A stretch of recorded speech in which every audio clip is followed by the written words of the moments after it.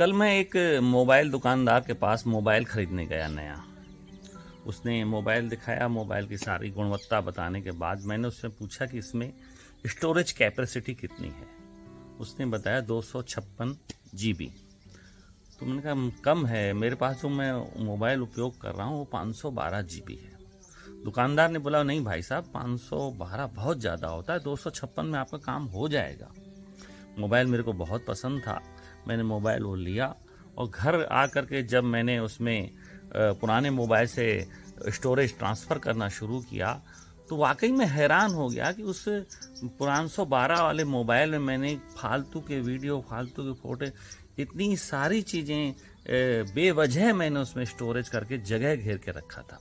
और मैंने जो अपने काम की चीज़ें उसमें निकाल के नए मोबाइल में ट्रांसफ़र की तो वो 256 GB में भी मात्र 25% ही मैं उसका भर पाया, 75% खाली था।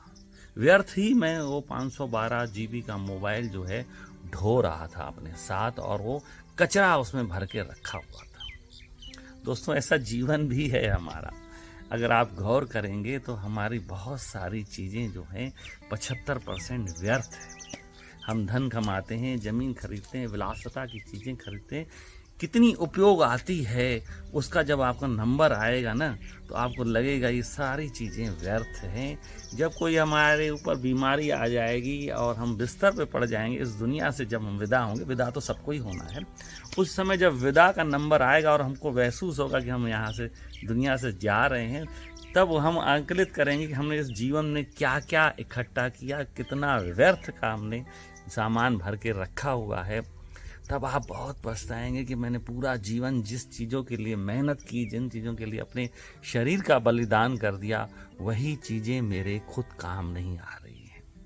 एक और उदाहरण देता हूँ। मेरे शहर में एक बहुत बड़ा व्यवसायी था, बोरों में भर के उसके पास पैसा आता था। वो अपना धन संपदा इकट्ठा करने में लगा हुआ था। हर साल वो प्रॉपर्टियाँ खरीदता, ज़मीन खरीदता, जायदाद खरीदता। अचानक 60 साल की उम्र में उसको मालूम पड़ा कि उसकी किडनी फेल हो चुकी है। इलाज कराने गया तो उसको बताया कि आपकी दोनों किडनी फेल हो चुकी हैं।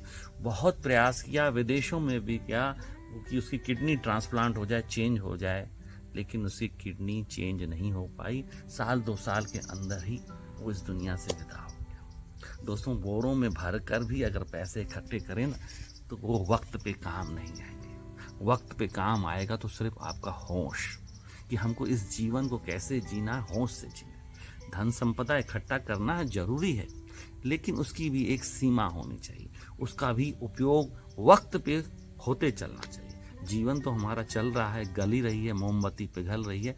उस मोमबत्ती पिघलते हुए और चलते हुए जीवन के साथ साथ हमें इन चीज़ों का, भौतिक बात का उपयोग भी करते चलना है। और इस दुनिया से जब विदा होने का नंबर आएगा तो आपको खुशी होगी कि मेरे को भगवान ने, परमात्मा ने जो जीवन भेजा, मैंने उसको सही ढंग से जिया, सही ढंग से उपयोग किया, हर सामान का मैंने उपयोग किया। अब खाली हाथ जा रहे हैं, कोई बोझ लेकर इस दुनिया से नहीं जाएंगे। जियो पर होश के साथ।